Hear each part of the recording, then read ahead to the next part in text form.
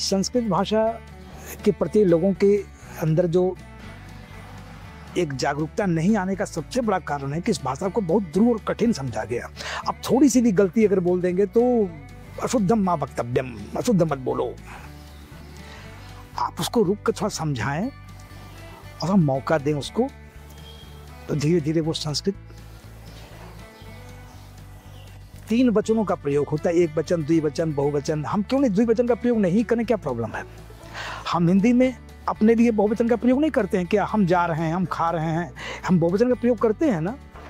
तो संस्कृत में भी अगर एक वचन और बहुवचन का ही प्रयोग किया जाए, द्विवचन को हटाया जाए, तो बच्चों को इस जटिलता से मुक्ति तो मिलेगी। तो हम बच्चों की मानसिकता को भी हमको समझना होगा, उनकी रुचि को समझना होगा, भाषा को मनोरंजक बनाना होगा। उसको दूर मत बनाइए। आप बहुत मत समझिए कि हम ऐसी भाषा बोले जिसको कोई समझ नहीं पाए, हम बहुत बड़े विद्वान पंडित कहलाएंगे। नहीं, इस सबसे बड़ी कमी होगी, इस भाषा के साथ बहुत बड़ा अन्याय होगा। भाषा तो इतनी सरल होनी चाहिए, गंगा की धारा के समान, कि सबका सब अवगाहन कर सके उसमें।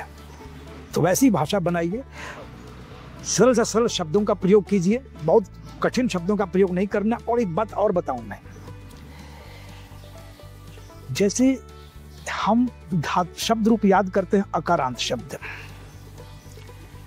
अकारांत शब्द याद करते हैं, तो जैसे हम हाथी है, गज है, तो गज का जैसे शब्द रूप चलेगा, बालक का भी वैसे ही चलेगा, ठीक है ना। घोटक का भी वैसे ही चलेगा।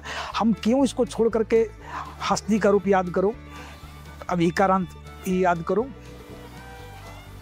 इसी तरीके से और भी जितने इसके इकारांत उकारांत के पर्याय हैं, उसको याद करने के लिए कहते हैं। हम क्यों नहीं अधिक से अधिक प्रयोग करते हैं कि अकारांत शब्दों का ही ध्यान करके हम संस्कृत बच्चों को बोलने के लिए प्रेरित करें।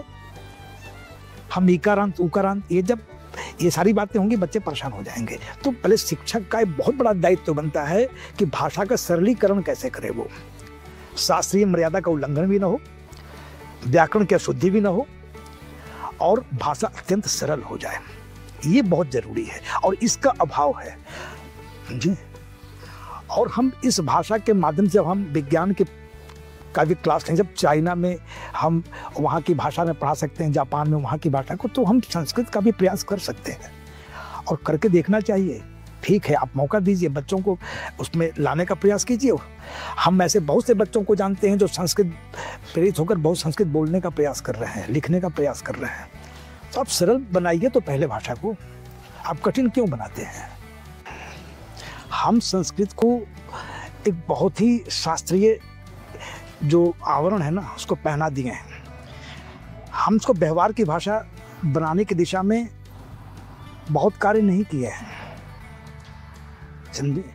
तो जब तक, और सबसे बड़ी बात है कि राजाश्रय, जब तक किसी भाषा का या संस्कृति का जो उन्नयन होता है वो राजा की कृपा पर निर्भर करता है, जब उसको राजा से सहायता मिलने लगे।